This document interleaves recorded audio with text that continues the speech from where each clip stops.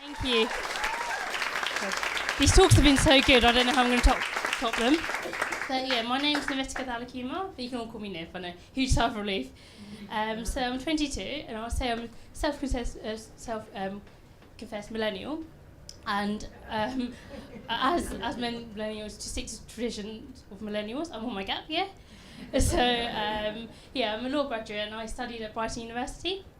And I think, like most people, this is where a lot of people do truly find themselves. And so this wasn't just another excuse for me to come down to Brighton. I just can't keep away, always here. But yeah, I wanted to talk to you this evening about emotional intelligence. And so I should begin by telling you what the definition of emotional intelligence is.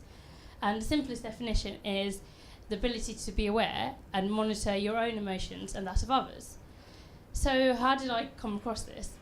So I know, unheard of, a law student talking about emotions. But it all started with a quote, as I think most good things do. So for me, quotes are everything. They cover my walls, they cover my screensavers, notebooks, you name it, I've got a quote on it.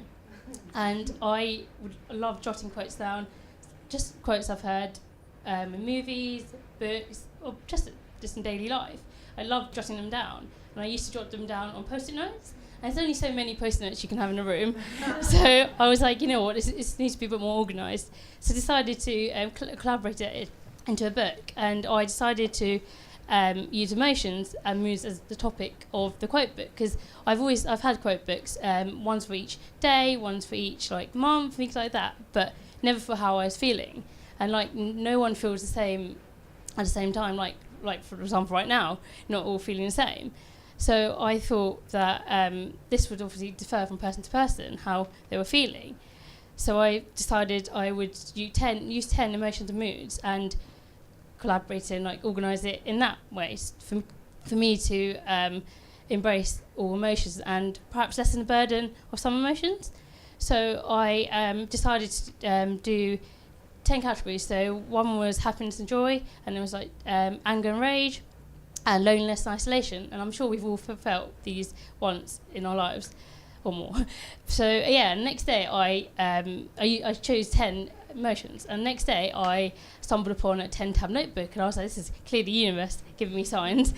So I started writing my quote book, Freedom to Feel, hopefully allowing myself and others to embrace emotions and lessen the burden of other emotions.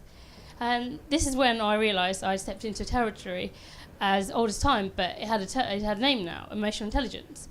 And I also found what emotional intelligence meant is a matter of interpretation, and this is mine. This got me wondering, am I always aware of my emotions, and have I always been? And there was a lot more emotions than I first thought, a total of 144, all listed in the Book of Human Emotions by Salim Akhtar. And yeah, there's a lot of emotions. I only could name 5, so I was like, wow, what is this? I've never felt any of these. But with emotional intelligence, I was really interested in seeing it with children, because I think that's where it all starts. And by 14, I knew how to put a condom on a banana, which had its uses. I can't say it hasn't. And it is important. Sex education is very important, and it is now taught to kids as young as 5.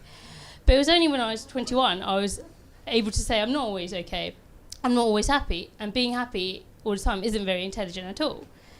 And I could accept I wasn't always happy, and I can honestly accept how I felt. And that's not okay. The education system should be inclusive and focused on all aspects of society, including well-being. Understanding one's own emotions and that of others is essential to this. Essential life skills which affect all aspects of life and always will.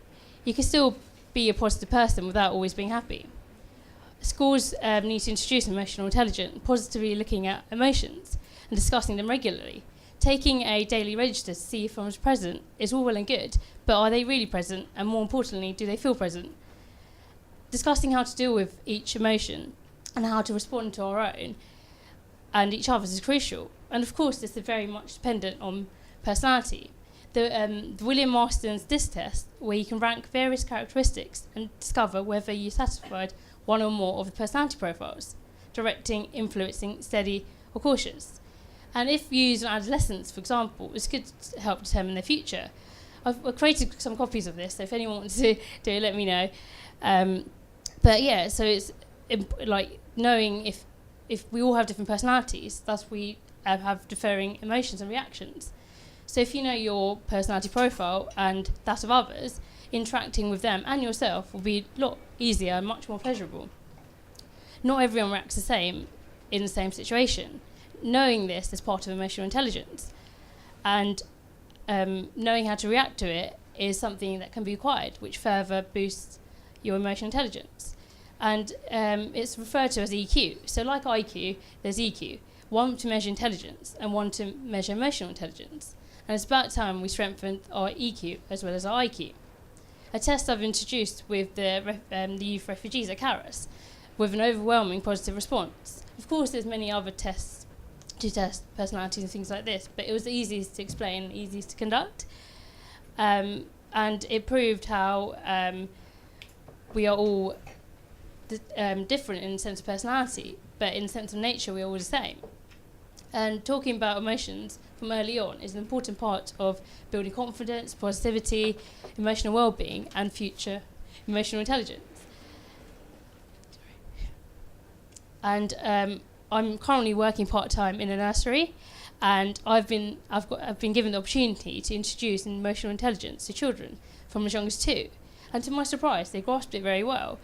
I was reading a book which discussed various emotions, and I was discussing to the children what made me grumpy, and one of the children were able to come to me and say, what made her cross?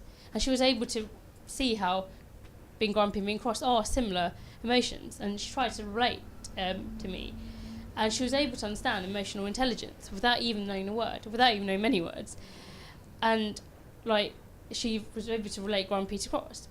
And if this is built up on throughout life, imagine how far kids will go in relation to emotional well-being, and being mindful of that of others. And imagine how emotionally intelligent they'll be able to be and able to cope with whatever life throws at them more coherently and more progressively.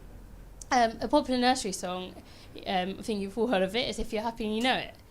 And I know it's just a song, but it's always happy. It's an unrealistic picture of happiness to paint to children.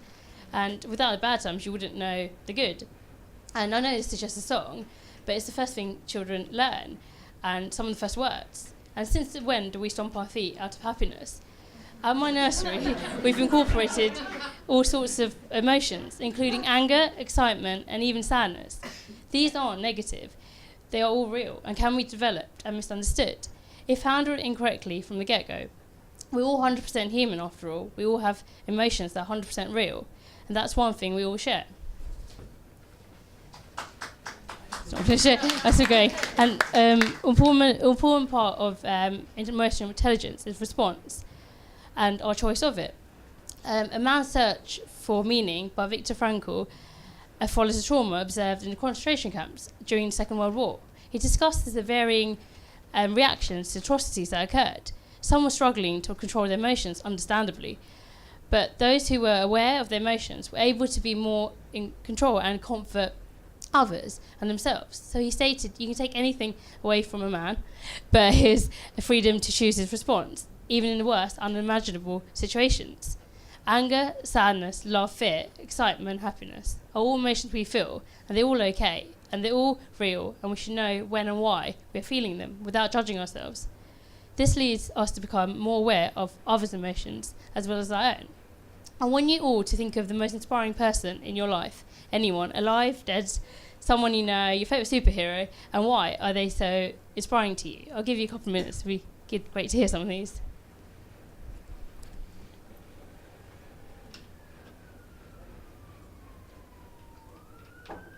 Is anyone full of anyone? A few minutes. I think if you do think about whoever it is, for me, I had tutor at uni, and he was just such a humble. He achieved a lot, but he's very humble, very kind, and always willing to help, and his door was always open for us to get help whenever we needed it. And whether that be with what we were doing in class, or whether that be just to support us, he was always there. And I feel the majority of reasons why people are so inspiring to us aren't always about intelligence, but it's about their characteristics and how they are as people. it's more to do with emotional intelligence. So truly, I feel like everyone should truly discover themselves and truly discover others. Sorry if I sound a bit like a Thomas Cook advert, and get out there and communicate and spread the love and understanding, whatever it is you're feeling. Thank you so much for listening, and thank you, Sally, for having me.